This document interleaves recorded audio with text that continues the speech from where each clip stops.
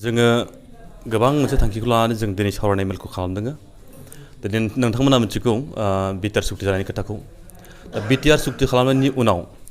जोङो धेमाजि जिल्लानि सिङाव बेफोरबायदि मोनसे सावरायनायबो जायाखैमोन आरो जोंहा गोबां खोथा रायजोफोरनो फोरमायनानै दंमोन। रायजोफोरनो फोरमायनायनि सिगां जोङो जोंनि बे ओनसोलनि गोबां जोंनि बर'फोरनि माहारियारि आफाद लोगोसे जोंनि आगुनि दैदेनगिरिफोर आरो मेलेमजिबि गोबां फोरोंगिरिफोर दंफैयो समाज सिबियारि बिथांमोन बेफोरखौ लानानै जों दिनै स्पेसियेलि सावरायनाय जादों। बिटिआर सुक्ति आरो बे बिटिआर सुक्तिजों लोगोसे फैफानानै बाहेरनि बर'फोरनि राजखान्थियारि मोन्थाय बर' कसारि वेलफेयार काउन्सिल बे फैदों आरो बे फैनायनि खेत्रआव दिनै मानो जायाखिसै आरो मानो खालामनो नागिरदों आरो बेखौ इयुनाव जों बोरै लांनांगोन बेफोर खोथाखौनो जोङो बोसोन लालायनाय जादों। दा बेहाय जोङो दुलाराय बर' प्रजा आफादनि बारग' लेङाइ आफादगिरि बिथां फैदों रमिय' नार्जारि लोगोसेयैनो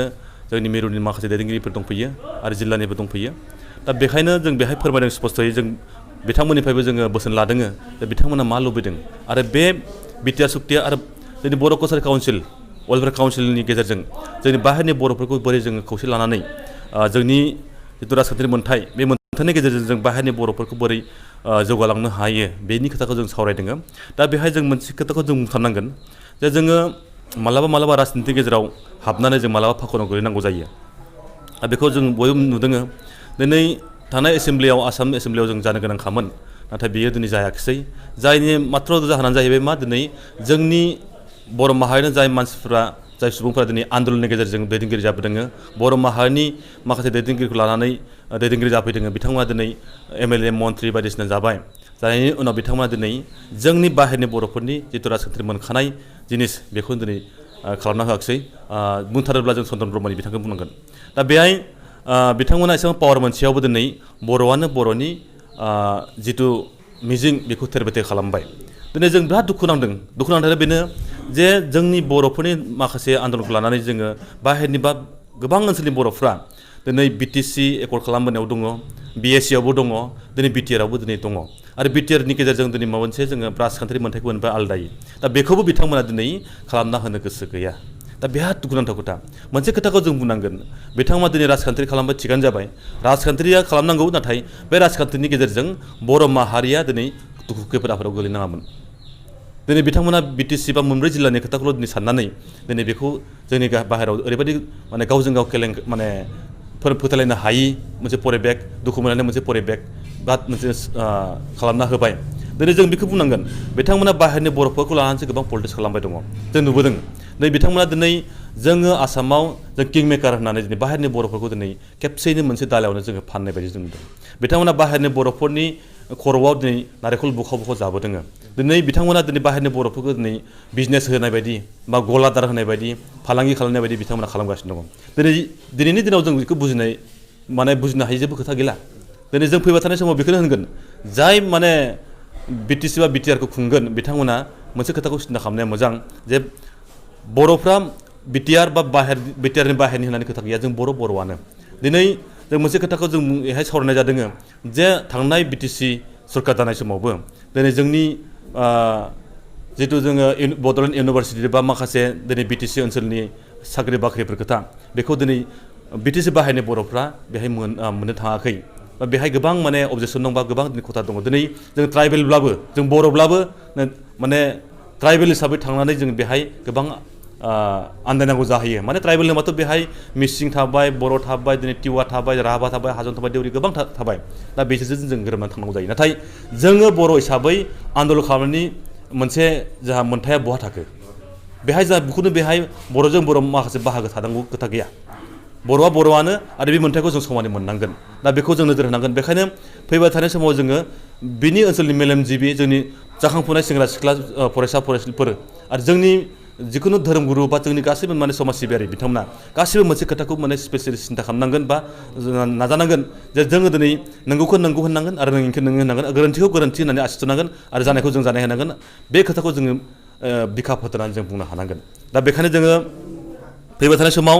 जोंनि जिथु बर' कसारि वेलफेयार काउन्सिल बे जानो गोनांखौ बिथांमोना जेबो हमथाया आरो बेखौ मोजां जाफुंहोनो हायो। आरो बेहाय एबिपिनि दैदेनगिरि एबसुनि दैदेनगिरि होनना नङा जों बर' हिसाबै जोङो बेहाय जयैनो सावरायनायनि गेजेरजों जाय फिट मानसि जाय माने साननो हानाय मावनो हानाय गोख्रों मानसि बेबायदि मानसिखौ जोंनि गासै सुबुंफोरा दिनै सावरायनायनि गेजेरजों बेखौ दैदेनगिरि खालामनांगोन आरो बेनि गेजेरजों जोङो जि हायो जोंनि थामोनथानि जोंनि राव हारिमु आसार खान्थि जोंनि सोलोंथाइखौ लानानै जोङो मोजां खालामनो हायो बेखौ जों मिजिंथिदों लोगोसेयै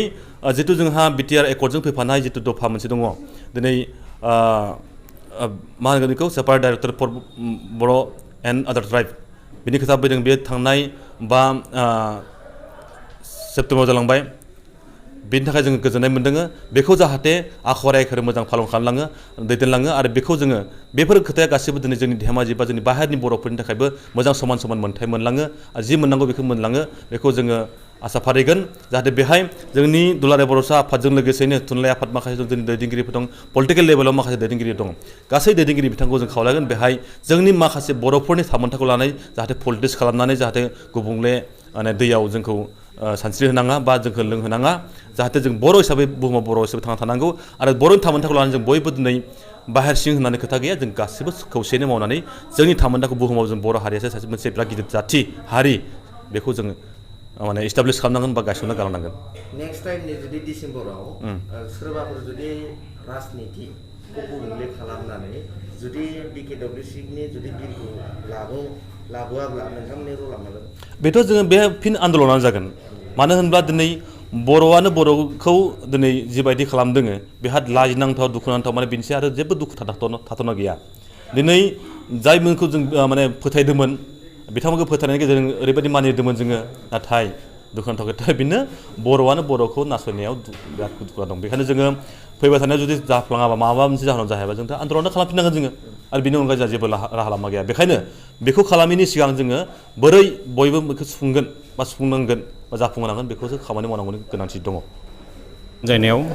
जर'खा मेलेमजिबिफोरनि जथुम सानजारि नोगोराव थानाय बे गाहाय मावखुलि जिल्लानि बेयाव खुंफुंनाय जाबाय आरो बे हाबाफारियाव दिनै धेमाजि जिल्लानि गुबुन गुबुन आफाद आरो फसंथाननि दैदेनगिरि बिथांमोना बाहागो लाफैदों मेलेमजिबि बिथांमोना बाहागो लाफैदों बे ओनसोलनि साननो हनो गोरों बिथांमोना बाहागो लाफैदों आरो बेयाव गोबां बाथ्रा सावरायनाय जादों बेसिकेलि मोननै बाथ्राखौ बेयाव फकास खालामनाय जादों जे थांनाय 27 जानुवारि तारिखआव भारत सरकार आसाम सरकार आरो बेनि गेजेरजों एबसु एनडिएफबिनि मोनब्रै फेक्सन आरो इउबिपिअनि गेजेरजों जि मोनसे बर' हान्थि सुक्ति जालांबाय बड' पिस एकर्ड दा बेखौ लानानै सावरायनाय जादों बेनि अनगायै बे एकर्डजोंनो फैफानाय मोनसे दफा 5.1 बर' कसारि वेलफेयार अट'नमास काउन्सिल बेनि सायाव सावरायनाय जादों दा बेयाव जे थांनाय 27 जानुवारि तारिखनि जि मोनसे एकर्ड जि मोनसे गोरोबथा बे गोरोबथानि गेजेरजों धेमाजि जिल्लायाव थानाय गासै बर' सुबुंफोरनि इयुनाव जाहाथे बै बिटिआर एकर्डजोंनो जाहाथे बिथांमोननि माखासे मोनथाय आरो जाहाथे न्यायआ जाहाथे रोखा जायो बिनि सायावबो सावरायनाय जादों आरो बेयाव बै बिटिआरआ जेब्लानाखि गोदान मोनसे बेयाव एरेन्जमेन्ट हिसाबै बेयाव जेब्ला गासिबो अफिसियेलि खामानिया जेब्ला जागोन जेब्ला बियो मोजाङै एग्जिकिउट जानानै बियो बाहायजागोन दा बै समाव धेमाजि जिल्लानि गासै बर' सुबुंफोरनि जि गोलाव समनि हप्स एन्ड एसपिरेसन प्लास बिथांमोननि मोनथाय आरो जास्टिसा जाहाथे बेयाव रोखा जायो दा बेनि थाखायबो माखासे बाथ्राखौ दिनैनि मेलनि गेजेरजों बे बेरखांदों आरो फैगौ समाव बेनि थाखायनो बिटिआर एकर्डनि कि सिगनेटरिस प्रमद बर' गबिन्द बसुमतारी आरो जायफ्रा बेयाव सागानगिरि महरै दंमोन बिथांमोनजों खुब थाबैनो मोनसे सावरायनायनि मोनसे बेबस्था लानो थाखाय मोनसे बेखौ नेसनेल लेभेलनि मोनसे सेमिनार बेखौ खुंनायनिबो मोनसे थांखि लानाय जादों दा बे बाथ्राया दिनै बेरखांदों बेनि गेजेरजों बेखौनो दिनै बेरखांदों मेलाव जे थांनाय गोलाव सम बे 17 बोसोरनि बिटिसिनि सासन समाव जेरैबायदि नैबे ओनसोलाव थानाय बर'फ्रा बेयाव गोबां इनस्टिटिउटआव जेब्ला फरायनो थाङो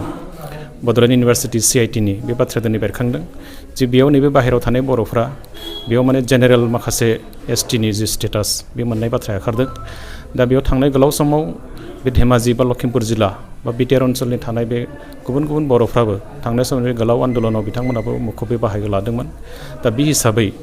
थांनाय नैबे 17 बोसोरनि जि बिटिसिनि खुंथायनि गेजेरजों बा बिटिसि ओनसोलाव थानाय जि इनस्टिटिउटफ्राव बेयाव फरायनो थांनायनि बेलायाव जेरैबायदि सुबिदाखौ मोनगोन होननानै आसा फारिनानै दंमोन बेबायदि बेयाव मोननाय जायाखै आरो बिनि थाखायनो फैगौ बे बिटिआर एकर्डनि गेजेरजों जि मोनसे जोङो बेयाव बेबस्था फैगोन बै बेबस्थायाव जाहाथे फिन खेबसेबाव बे बिटिसिआव जानाय बायदि थासारिया जाहाथे जाया दा फैगौ समाव बेयाव जेसेबांखिनि इनस्टिटिउटफोर फैगोन बेयाव इनक्लुडिं मेडिकेल कलेजेस बे टुरिजम बा मेनेजमेन्टआनो जा बा NITSआनो जा बे बा बड'लेण्ड इउनिभारसिटियानो जा बे इउनिभारसिटिसफ्राव जाहाथे जोंनि नैबे ओनसोलनि बर' फरायसाफ्राबो जाहाथे बेयाव जे माखासे कटा सिस्टेमनि गेजेराव जाहाथे बिथांमोना बेयाव सुबिदाखौ मोनो बा फरायनायनि जे खाबुखौ मोनो बे बाथ्राखौ दिनै बयबो गाव गावनि माने बिबुंथिनि गेजेरजों बे मोन्थाइनि बाथ्राखौ बिथांमोना फोरमायो मोनसे